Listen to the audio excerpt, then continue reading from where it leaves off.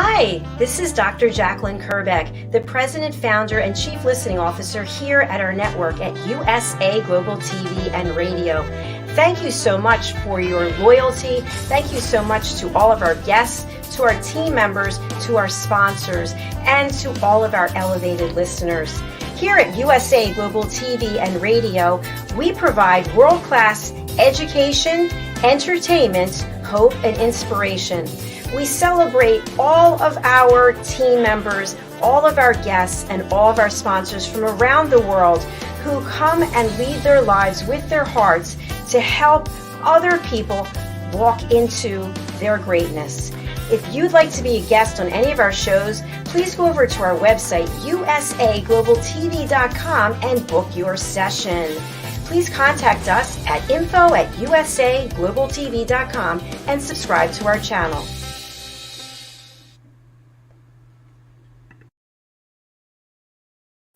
Hello and welcome to USA Global TV and Radio. My name is Caroline Heward and I'm known as the Harley Street Stress Expert. Our show today is Talking Heads and I'm an expert presenter in today's topic, which is struggling with imposter syndrome, and it's part of the Mind and Body Connection series. Let's get into it.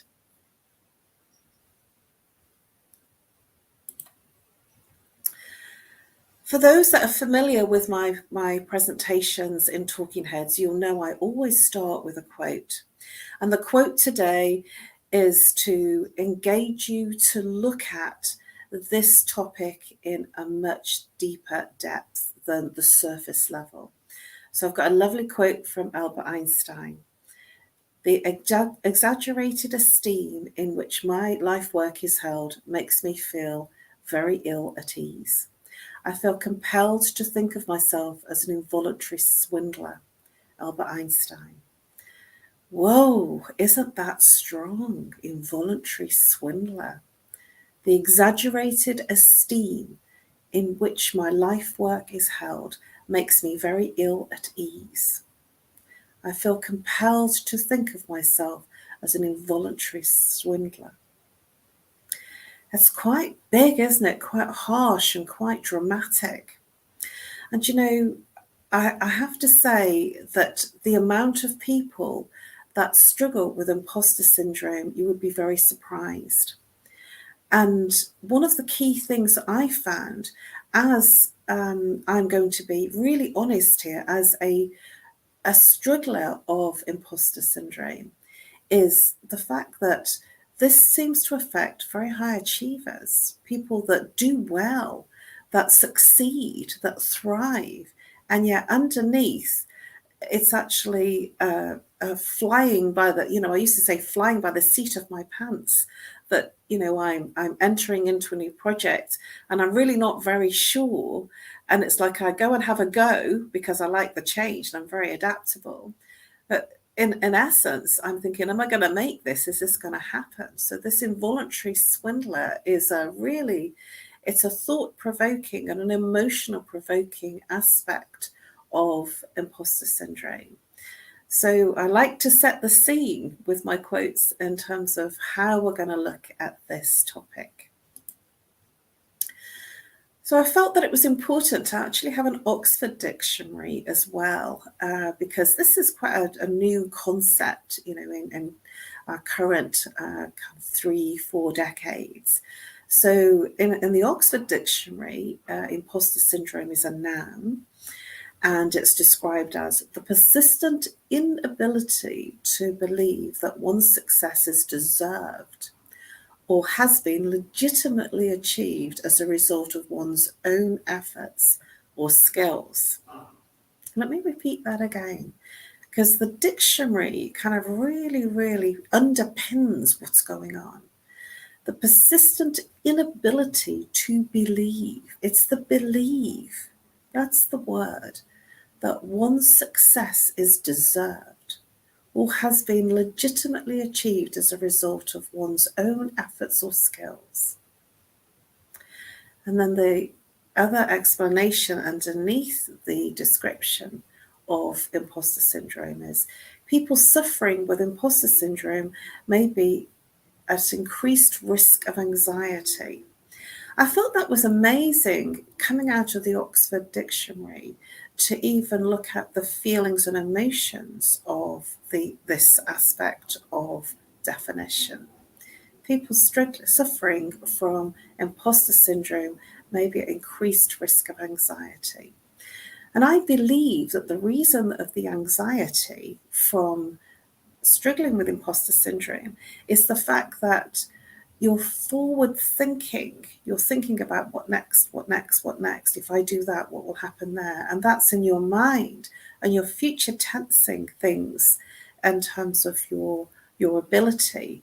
Can I do this? What about what if that goes wrong? What about this?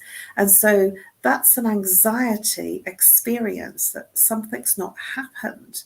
And yet, because it's a project or an event or a situation, and you're not knowing whether you're going to achieve. The problem is with somebody that's struggling with imposter syndrome is that they will say yes, and they sometimes hold back. But when they say yes, they're really not very sure, but they so like change that they will say yes. So I thought that the Oxford Dictionary, well done, Oxford Dictionary. It was a really, really good description of what imposter syndrome is. So these are the kinds of words that come up for somebody that's struggling with imposter syndrome. I feel a fraud. I feel a hypocrite. I'm a liar. I'm saying I can do something, but, I'm really not very sure. I don't think I'm skilled enough.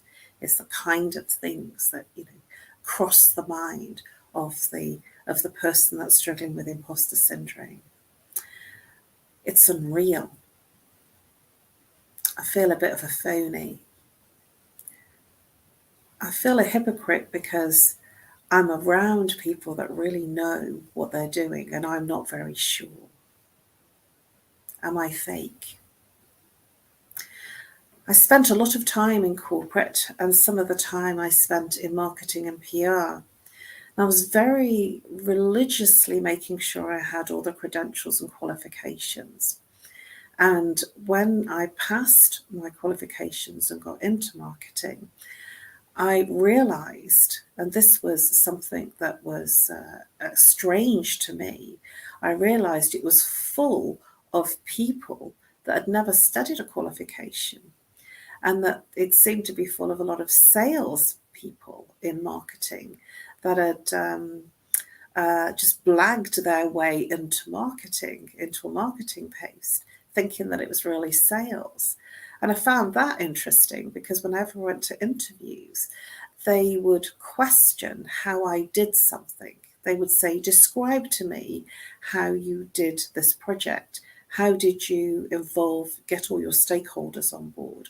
How did you specifically overcome that challenge? And I thought that it was a little bit over the top when they were asking me these types of questions. And one very insightful interviewer said, the reason I'm asking you is because many people, they write things on their CV and they're not really accountable in terms of it's a written statement that they haven't done it. And I says, oh my gosh, really? People do that. I was a bit naive in that respect. And yes, he said people do it. And so when we ask these questions, we can for sure tell if somebody's really done the project. And I says, well, you know that I've done it. And that was the feedback that I got. And so I always did well at those kinds of interviews because it wasn't about my credentials specifically, because for somebody that is really faking it, they don't have the credentials. Somebody who has imposter syndrome, it's quite different.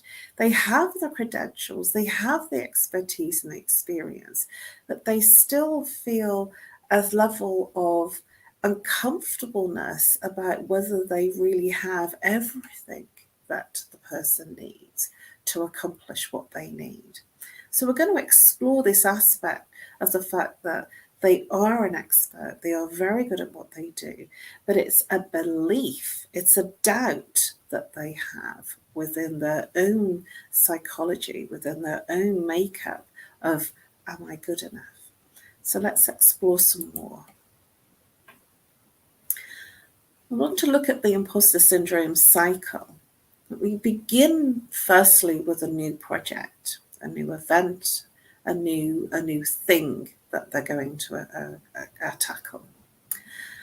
And so this new project, it might be a new training, it might be a new business venture, it might be a new liaison, a collaboration, but it will be big because that's what the imposter syndrome people that struggle with, this is what they do. They go into something new, something big. And so we're going to look at, say, a collaboration.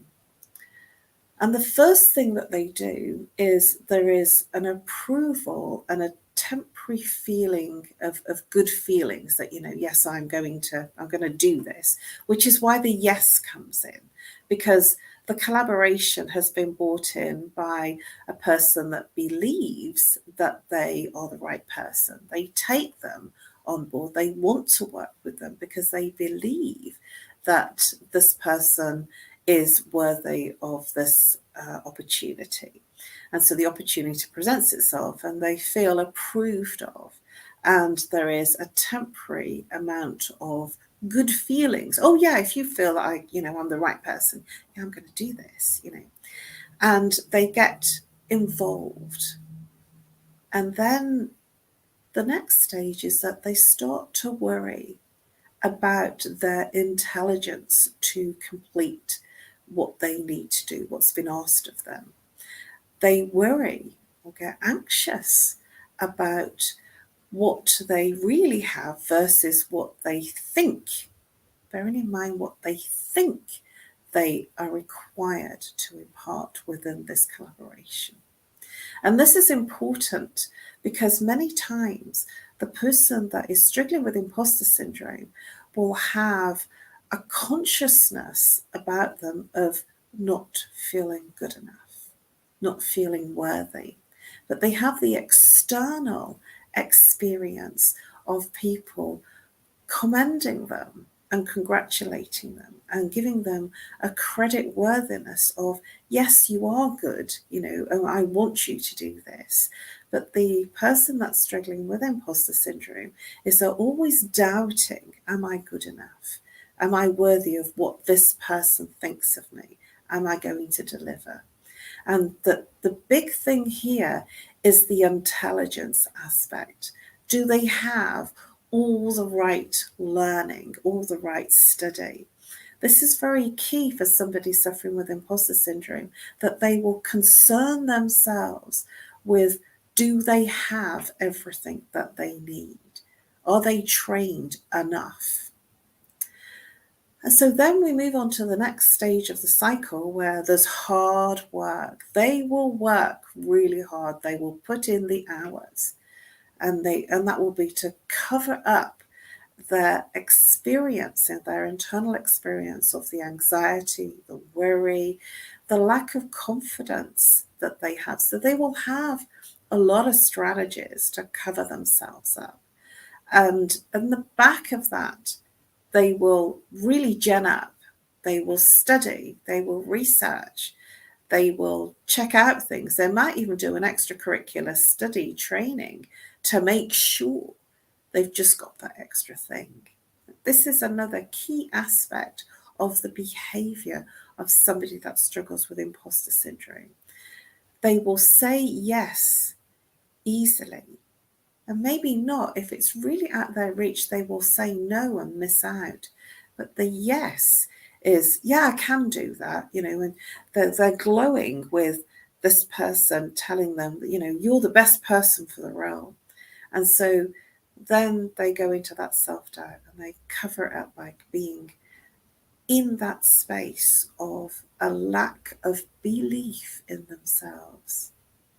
And then obviously what happens, all that hard work, all that strategy of upskilling and taking some extra training, doing some extra reading and making sure that they read all around the area and making sure they've really done this, whatever they need to do, what's ever required of them, to death.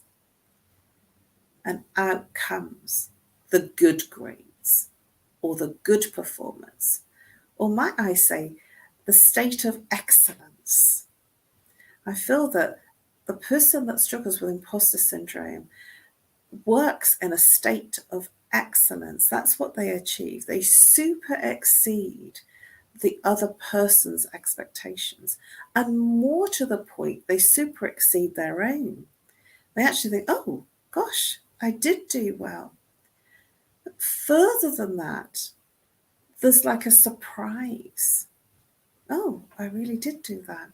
And the accolade almost turns the person into feeling, well, phew. You know those cartoons where the cartoonic character is going, phew, when the drop of sweat drops off them. That's what it feels like. I did that.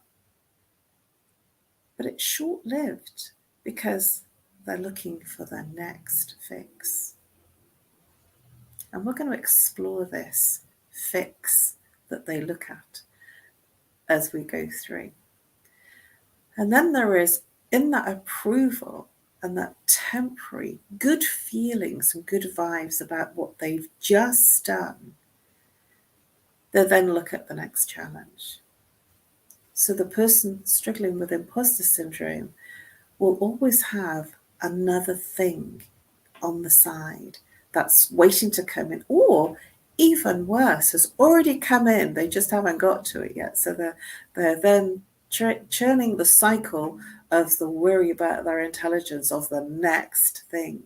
And they will attract people that will push them into this cycle of there's always something else, always something pushing them, because the person that they're working with, the collaboration, the training, the person has a belief in them that they are the right person, they are ready. It's fascinating. It's so intriguing how the person attracts the other person to be in that relationship with them, that moves them continually in this cycle. Beautiful, because the accolades come in, but the cycle of the worry and the anxiety and the working hard is the cycle of imposter syndrome.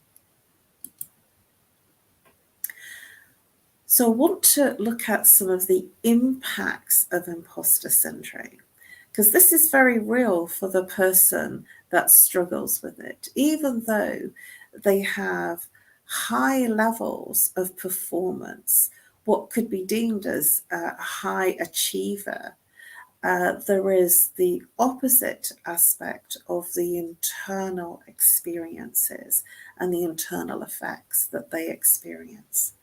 So on this opposing opposite side of the fact that they super achieve, they will have a level of low self-esteem.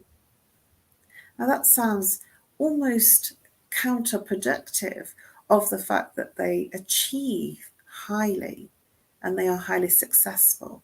Underneath that, there is the other side of the knife edge where they'll have aspects of themselves that will struggle with low self-esteem. They'll have an infliction of self-doubt. And that's because they're always thinking they haven't got everything they need. There will be a social fear of not achieving. Now, this is far removed from what they show on the external and what shows up for them in their results. And underneath all of that high achievement is this experience internally of anxiety, low self-esteem. And for some, it can actually be a depression of not achieving, a sense of insecurity, of hopelessness, helplessness. It can affect their relationships in terms of their emotional relationships with their partners in their private life, and it can affect their emotional relationships in their business with their business partners. And sometimes it's useful, I feel, from that perspective, when you have a good relationship, when there becomes not just a professional relationship and actually a friendship, people that have struggles with imposter syndrome will actually develop very deep and meaningful friendships because they are generally very humble about their achievements, because they want to do well, and they'll show up as a worker. They'll show up as somebody that really does give everything that they want to give, and they will show up as being committed. And so on the other side of that knife edge is this experience of personal challenge and the projection internally. Remember, these are internal things. There is a projection of unhappiness of their achievements, and they're always moving to the next thing. So this is counterintuitive of what you would believe a high achiever would be. And this is the reality of a high achiever. How do I know? Because I has suffered with this type of experience for many years. And I do remember when I was in corporate saying that I would go and have a go, I would do things. And just because I had this, competitive edge, and I would just go and do things for the hell of it. And I would always say I'm flying by the seat of my pants. And I remember having a conversation with one of my area managers, actually a managing director of a company.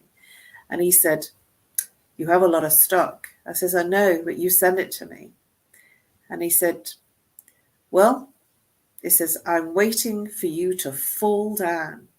And I says, "You can wait, because I'm going to prove to you." And the imposter syndrome is always proving their excellence. And that's what makes them a high achiever. They have a conditioning to prove their self-worth, not only to others, but it starts with themselves.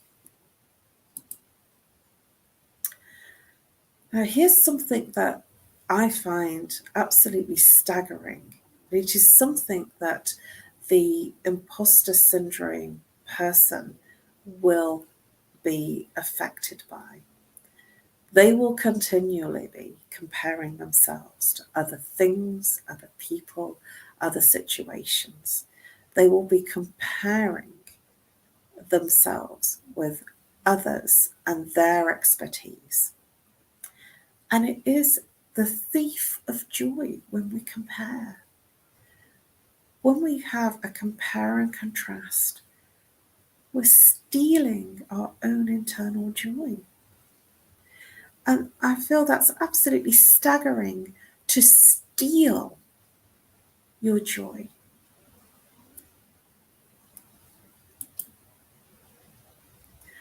I want to look at 5 types of imposter syndrome. Now, the first one that I want to look at is the Superman, Superwoman. The Superman, that you've got everything in hand. Everything is to the button. And this might be the person, if it's a woman, she has a family, she's doing lots of things in her personal life, but she's very goal-driven, and she's got all sorts of things going on in her working life as well. Now, this was a syndrome that became identified almost out of a situation that happened in the 80s, that there was a fascination when you left school in the 80s that you either chose family or career. If you got married and had a family, then you were a family person, and there wasn't the structure of a career. And it was very either or. And this Superwoman, I believe, was born out of that time, that if you wanted to succeed, you had to do it with bells on, because you still had to do all the personal stuff within your home life, as well as what was expected in your business life. And if you had to pick up the kids from school, then you were actually setting yourself up for failure. So this superwoman culture came out. It just rose through the ashes, became a phoenix for people suffering with superwoman syndrome. And this is that you have to do it regardless. Whether you have children or not, it still has an impact. If you chose career, then you are with the boys, you're with the men, and you had to super deliver. And so Superman syndrome is very similar to Superwoman syndrome, only they didn't have the aspect of the personal life to have an effect so deeply. They had much more to cope with in terms of their profile within their working situation. So how does it show up in the business life? In the business life, these are the people that are at their computers really late at night. They're the ones that go in early, and they're the ones that are the last ones to leave.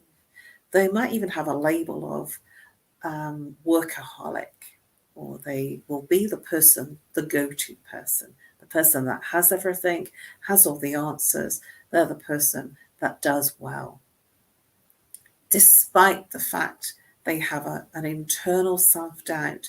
Externally, they are Superman and Superwoman, otherwise known in previous times as the workaholic. The second type of imposter is natural genius. This person has a natural skill base, and they are naturally good at what they do. They have a skill set that moves them into looking at the highest goals possible for themselves. And this natural genius depicts the person that will always be looking for super achieving super goals. They will always have their mind set on what most people would see as unachievable. They will be always pushing their envelope right out to achieve whatever is possible. And this is because it's their own inner conflict that strives in the thriving for those goals. The third type is the expert. Now, the expert is somebody who has a distraction or an attraction on studying. They will be distracted with the fact that they don't have enough. You will recognize this person because they're always in some training course or other, some reading or some online training or some physical training. They're ever so easy to spot, the expert, because they're expert, because they're always studying. They are, or believe, their life is one long student lifestyle. I remember my mum turning around to me when I was about 30, and she said, "I can see you still studying when you're 60. Well, she wasn't far wrong, because I'm not far away from that. And the objective of my mum saying that to me was, oh, don't be silly. But my mum was very wise. She saw something in me when I was 30. That was almost 3 decades ago. When I was 30, she could see something. She could see a pattern, a next course, a next training, a next career change, a next study for that career change. A career change is that you studied for it. If you change jobs and change ways that you work, that's different from career. Career is born out of studying for that career. But study is the aspect of this person. And I do put myself, when I'm looking at these 5 types, I would say that I would put myself in the expert space. There is the perfectionist as the fourth type. Now, the perfectionist is they will not do something until they absolutely know for sure they can get it all done. And so it'll be a block for some people that are perfectionists, that they won't say yes until they know they can do everything. And when they are in a project that they've said yes to, and even though most of it, everything will be wonderful, they will be focused. They will see and look for the flaw. What didn't they do well? What did they fluff up? What didn't come out right? Where did they stumble? Oh, that wasn't good enough. Where the other person, the external community, the external audience didn't see the flaw at all. They'll almost smile and say, oh, well, you're human. That was okay. What you said was really good. What you did was really good. That they will always be focused on the flaw. And this is because they see themselves as not being good enough. So the flaw focus is integral to seeing the perfectionist in action. And I have to say, I've been one of those people for many, many years, the perfectionist. And that has stopped me from doing so many things that most people that I have been around have a go. And that's the perspective of this type of person, that the perfectionist will hold themselves back at some level of achieving their greatest achievements. And so when you recognize and you see the perfectionist in yourself, the mantra I would invite you to say is, have a go, say yes. And then you can work it out as you go along. I have a very dear friend I stay in touch with, who is an American. And he genuinely and generally says things like, you'll figure it out. Well, that's okay. You'll work it out because you do. And that's the perspective. The person with imposter syndrome will always figure it out. That's the perfectionist. The final type is a soloist. They're the ones that are going, hey, you know what? I can do this. I got this. They will struggle. Not only struggle, they will refuse to seek external help. They will not go there. They will simply stay in their own space and they will refuse to extend a hand to ask for help. So they will appear externally as if they've got it all together. Internally, they will see the reaching out for help as a failure.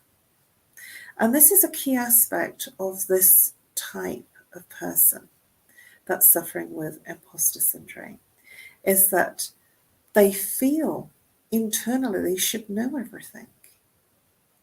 And so they become very isolated in that state of being. And I would invite this, only if you recognized we are all skilled in our various areas. And the soloist, if you reached out, or even if you excelled and showed up in your excellence, something magical happens when you show up in your excellence, not trying to be the everything person, not trying to, from my perspective, my tech ability is the thing that holds me back on a lot of things. And interestingly enough, and this is the aspect I want to share with you, it's amazing how many people I attract in my environment that are technical experts that seem to have that ability, that they focus on that. And I attract those people. It's bizarre, that happens. And it's because I recognize that's not a skill area and I will have a go. And in the place of the soloist, I spent many, many, many years literally suffering and not reaching out for help and not asking. And if there was a tech element involved, I just wouldn't ask. And so in that strange experience, I would have lost out a lot of opportunities. And what happens when you do that is you dismiss internally many things that could be possible. So my invitation for the soloist is to reach out, to stand in your expertise. And when you stand tall in your expertise, it's fascinating what happens, because you become like a magnet and you attract externally people to you that have those skills. And together, yes, together, in collaboration, you come together and achieve greatness. So the invitation, stand in your skill, stand in your greatness, and people will be attracted. It's a magnet, and you will vibrate and attract those people to you. Imposter syndrome is very much about wearing a mask. And this is something that will be familiar with anybody struggling with imposter syndrome, that the mask is the key, that the person struggling with imposter syndrome believes that they should be happy, they should be sad at certain occasions and situations, and they should be inquisitive at others. And they will wear this mask depending on the situation that they are in. I had a conversation over the weekend with someone, and it was an unbelievably powerful conversation, because what was in there was the fact that the person felt that they want to be liked. They want to please the other person. And so they say and do things that will get acknowledgement of acceptance from the other person.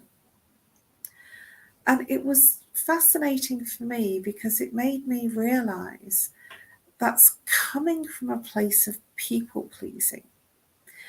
And the person suffering and struggling with imposter syndrome will very definitely wear this mask of people pleasing. And that's integral to this syndrome, that they'll want to show up and please the other person. Inside, they're not feeling very happy because they're not being themselves. I liken it to almost being an actor or an actress, that you're always on show. When you're the actor or actress, you're never really being you. You're using the words of the role that you're playing. You're using the emotions of the role that you're in. And more importantly, you are being seen and accepted for the role, the identity that you are displaying, rather than you yourself. And that is the problem, the challenge, that the mask hides the real you. And the person struggling with imposter syndrome wears many masks, different masks for different people.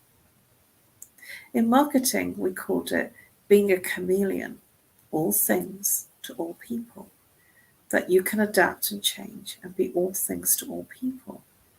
And this mask is the way that the person struggling with imposter syndrome will show up in their external world.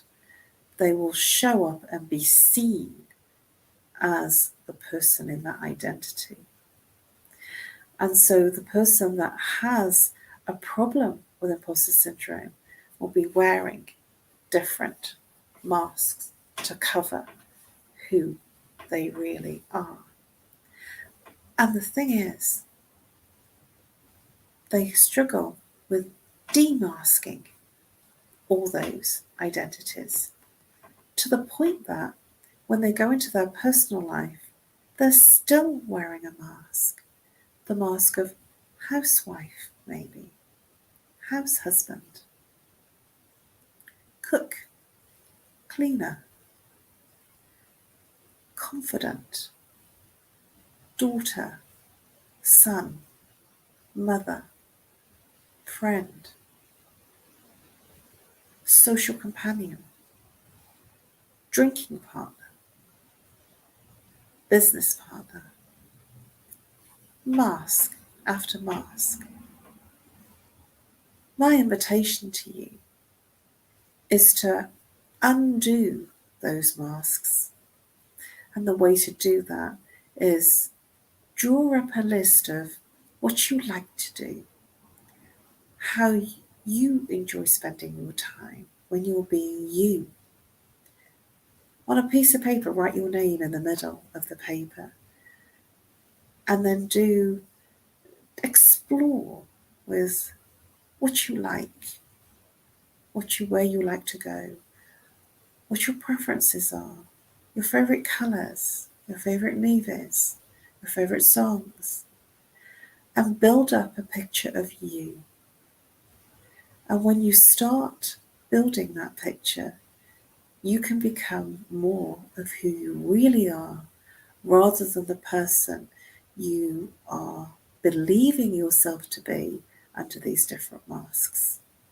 To unveil the mask and truly be you can feel very raw and very uncomfortable for the person that struggles with imposter syndrome. My invitation to you is to strip the mask away and look at the person and what you like to do versus what you think you should be doing and who you think you should be when you're in your active roles. Imposter syndrome shows up in relationships, both intimate and in business. And so I'm going to look at some of those more intimate relationships in terms of a relationship in your personal life or even in your family. So one of the key things is that there is a fearing of rejection when you're in imposter syndrome. And that fearing of rejection moves you into a place where you will be people pleasing because you don't want to do anything wrong. You want to make sure you keep that person on side. So that fear of rejection keeps you in a high level of anxiety when you're with that person or your family or the person that you're dating. And it's because, and you'll stay in those relationships, certainly if it's an intimate or a dating relationship, because you're not sure that you're going to get someone else. So you will almost stay in a relationship because there's an anxiety that you won't find someone else. And this leads on very neatly to, you'll end up dating the wrong people. You'll date anybody that comes along that shows interest in you. And because of that, they'll end up being the wrong people. And it's because they're showing an interest in you that will help you to feel more confident, reduce your anxiety. But this fear of rejection is pushing you to date the wrong people. And it's a self-perpetuating cycle. So you may stay in relationships for much longer than you intended with the wrong people because you fear their rejection, and this is a perpetuating cycle. And you end up doing everything for them, almost living your experiences and identity through the other person. So it's almost like you'll be the other half, or being their shadow, being in their relationship, being the partner, the other half, the other person, the pretty person or the handsome person. You'll be the rather than using your name, it'll almost be that you'll be in that relationship as subservient in terms of the other person in their shadow. You will sacrifice your boundaries. So you will always say yes. And that always saying yes in your personal relationships means that you'll be saying yes to things that really are not interesting to you or you don't really want to do, and you'll be there all of the time for everyone. And this is a very, very strong difficulty for somebody that's suffering with imposter syndrome, because the boundaries are key, because you will get really frustrated, very upset even, almost angry at yourself. You will still be smiling. Remember the mask? You'll be really smiling at the other person. But underneath, you'll be very upset, very angry. Well, I'm really tired. I want to go to bed. And, I just wanted a night off. But you'll let them in. You'll stay with them. You will do whatever they're asking because your boundaries are poor. The boundaries are from the root chakra, and this is about allowing your boundary to be secure, being able to say no, and being comfortable to say no, and knowing what your worth is, and valuing your time. Another aspect of imposter syndrome in relationships is that you will want to keep being interesting. And so you will constantly be moving your own personal goalpost to keep yourself interesting to the other person. And that aspect of that will keep you in a level of anxiety and stress in the relationship, because you're always looking for how to supersede the last time that you saw them, how to supersede the last experience that you had with them. So you'll be constantly looking at new ways and fresh ways to make sure that you have them interested in you, so they don't lose interest in you. And it's a fascinating aspect that is really, really debilitating in terms of your energy, your enthusiasm, because that can internally turn on you as a frustration and an anxiousness that the other person doesn't see. That you will always be making that effort, buying gifts, making sure that you've gemmed up on what they're doing if you don't understand what they're doing, and making sure that you keep the conversation going. But you will always be acting in the space of making sure that you keep it interesting so the person doesn't lose interest in you. Another aspect in relationships is that your focus will be on others, because you will see that others deserve more than you do. So the aspect of others comes into the people pleasing. This will be that you see other people as more important than yourself. So your conversation and your strive will be to please others, to do things for others rather than yourself. So your whole focus will be external to you rather than internal, because you believe that others are more important than you are. And I stress that believe, when we break believe down, it breaks down to be lie. Yes, we're being a lie in our belief. And my invitation to you is to look at that, because whatever we belie, we become. So we can believe anything and become what we're believing. The final aspect in imposter syndrome in relationships is that you're hiding. You're not letting them see you. You are hiding the real you. Behind that mask, you are hiding. And when you are hiding the real you, that can be very exhausting. You will feel absolutely physically, mentally, emotionally exhausted at the end of your day. It's unbelievable the amount of energy it takes to be that actor or actress. My invitation to you is to feel free to be you. When you were born, there was only the goo-goo and gaga and the innocence of your burbles and gurgles. And everybody loved you. And it's the same. To feel comfortable to be the real you. That's my invitation to you, because it's okay. We all have humanness and we all have our flaws.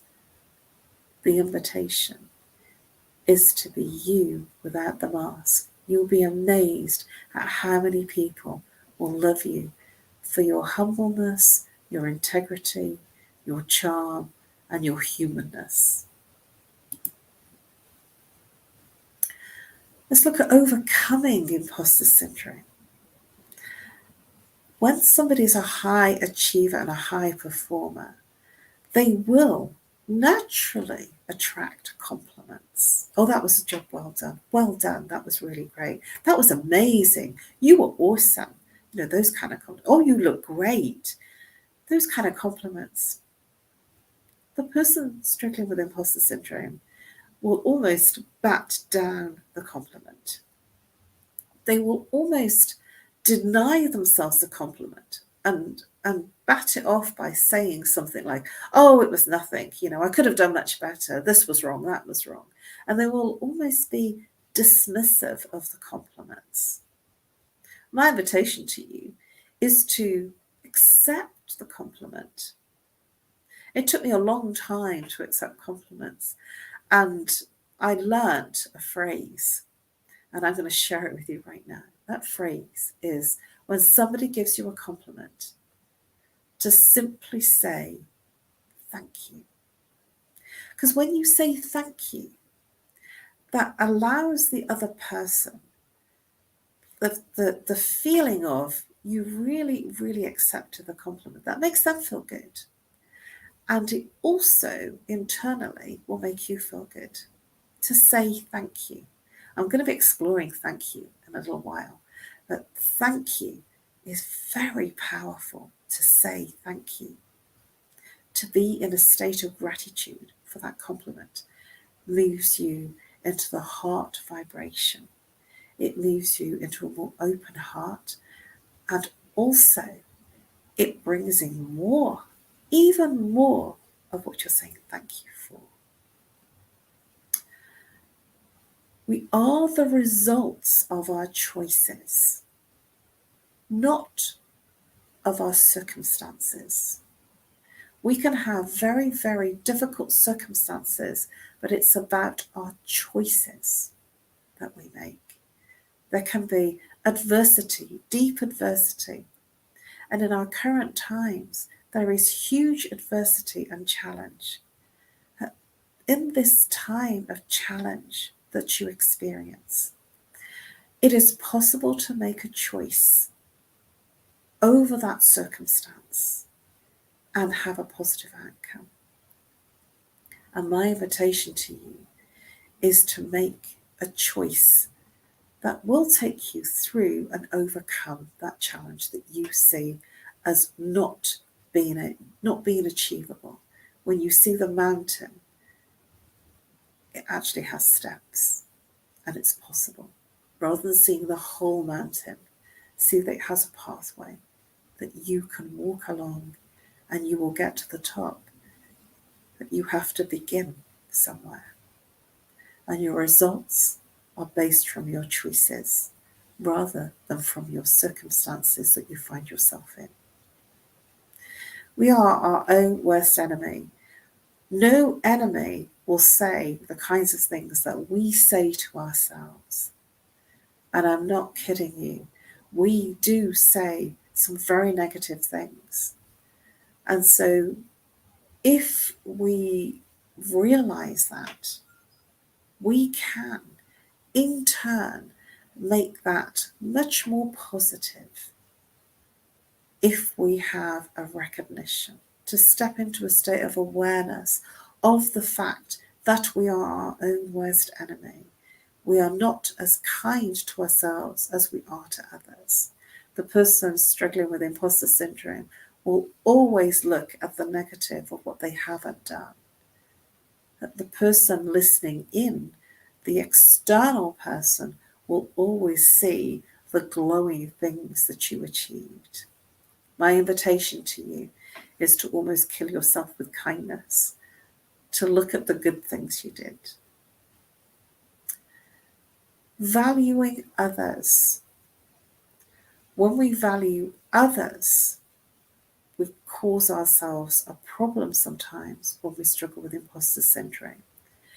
My invitation to you is to, when we see the value in others, we also see our own value.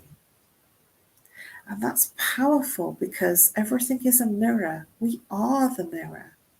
If we see excellence in someone, and if we see passion in someone, that is because we cannot see in someone else what is not in ourselves. Everything is a mirror. And we can appreciate excellence and expertise in someone else because we have it in ourselves. It's because we know it. And so when you see somebody is skilled, or somebody is passionate, or somebody is thriving, or somebody is amazing, somebody is awesome, somebody is beautiful, somebody is excelling, and when you congratulate someone, it's because you know that feeling. You know it. And when you're valuing others, have a guess what? You're recognizing a talent and a skill and something that is deep within you. You cannot be aware and applaud unless there is that within you. So while you're valuing others, recognize it. It's an internal skill of your own. It's sometimes something that's very challenging for the person struggling with imposter syndrome to recognize this. And it's amazing when you start to believe this possibility, that when what you see in others, you see it in others because it's within you, and it is a recognizable skill. And it's cool because I frequently get, because I always value and recognize others, and I just say it because I really mean it. And some people, the ones that have been doing the kind of work that I've been doing, say, hey, that's because you are. You recognize in me because you're that. I say, oh, and I bass it off and go, oh yeah. But the oh yeah is, they're right. Everything is a mirror. So the invitation is, whenever you're giving somebody a compliment, recognize that you can't seriously see that in someone unless it's within you. My invitation is for you to be authentic, be truly you. Because when you show up in your authenticness and in your integrity and in your personal excellence and in your humanness, something incredible happens. It gives permission. Yes, permission. It's a big word. It gives permission for the other person to show up in their authenticness, in their humanness, in their flaws and their foibles. It gives the other person permission to say, hey, it's not so great for me too. I'm struggling with that. Why don't we work together? It gives permission for the other person to be authentic too, and to de-mask. Two authentic people together make the world more human. My invitation is to be authentic. I want to finally finish on this aspect of facts versus emotion. in the overcoming imposter syndrome. When we dole out the facts, when we are specific in our facts, there is no denying the success and the accolade of the person who struggles with imposter syndrome. The facts are the facts, and it cannot be disputed of the vast array of massive things that the imposter syndrome person will have achieved. They will be a high achiever. And when you move into the facts, it takes away the emotion of what they think they haven't done or achieved.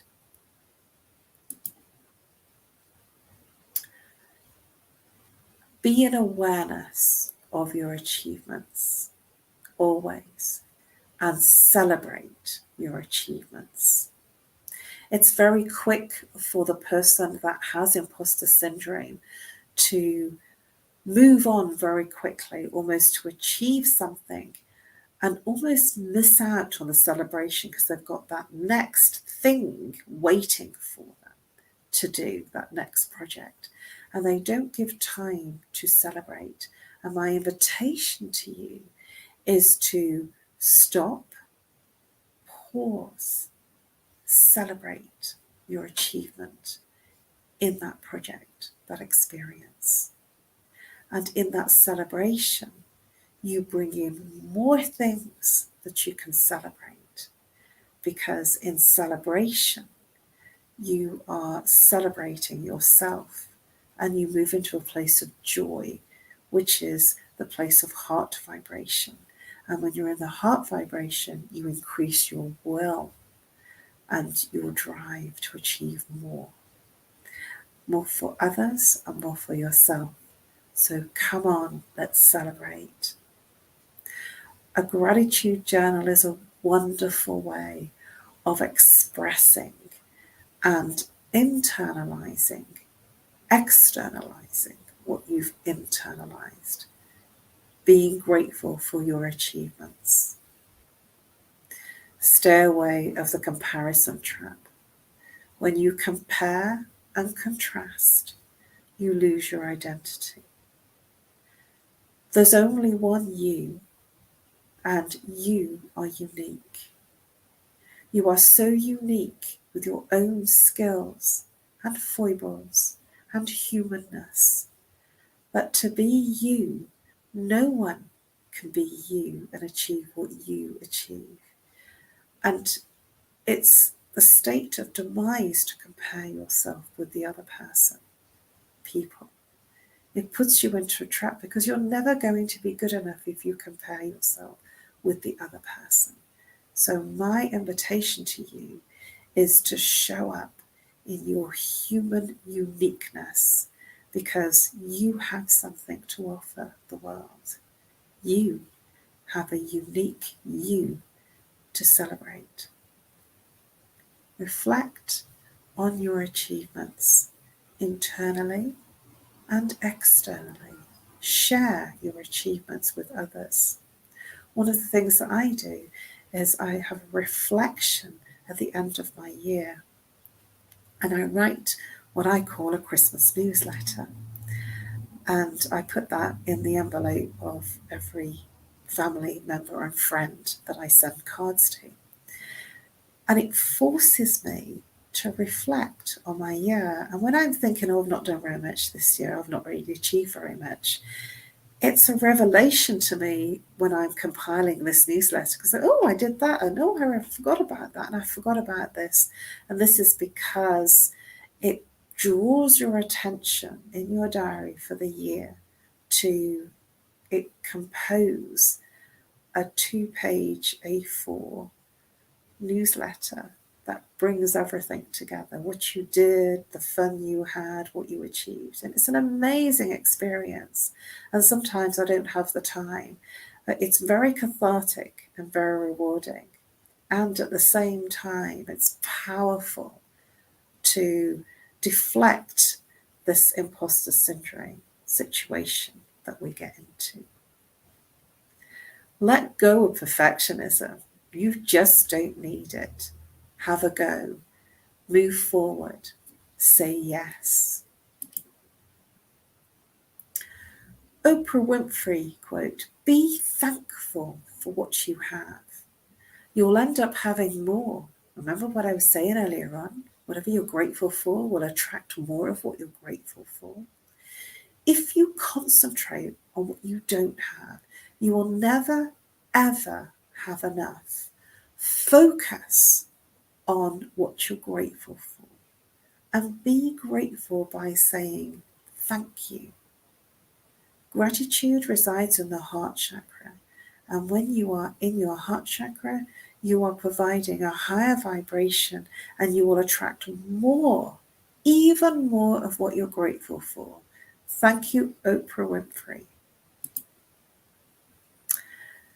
My final quote is from Richard Branson. If someone offers you an amazing opportunity and you're not sure you can do it, say yes. Say yes. Say yes. Then learn how to do it later. I find that really powerful because I frequently say yes and then I work it out. And this is powerful because this is coming from an incredible entrepreneur that says yes to a lot of things. Richard Branson has had a lot of failures, but because he's said yes many times, many things work. And he's admired and respected by many people because he's uniquely Richard Branson. He succeeds and he fails in everything he does because he says yes. And we say yes. Thank you for your attention and your interest. Please subscribe to USA Global TV and Radio, our channel. You can find all of our Talking Heads episodes under Talking Heads. And this year, under Talking Heads 2023, you'll find all my Talking Heads episodes for this year. You will find all the Talking Heads episodes that I have done under Talking Heads and my name, Caroline Heward. Please do reach out to me if I may be of service. You can contact me on nomorestress@live.co.uk or reach out if you're international, +44. If you're local, 07523 120 189. We're all human, and it's important that we celebrate our humanness. If you are a high achiever and you need help because this is going on underneath, I personally know how challenging it can be, and I would love to help you. I have some strategies, and believe you me, I've won so many accolades, and yet I am still working through, and I know I have some wonderful ways that you can overcome this. Please reach out and allow me to be of service to you. Thank you. It's been wonderful to be here today and to share this with you. I look forward to seeing you next week. Have a blessed week. Namaste.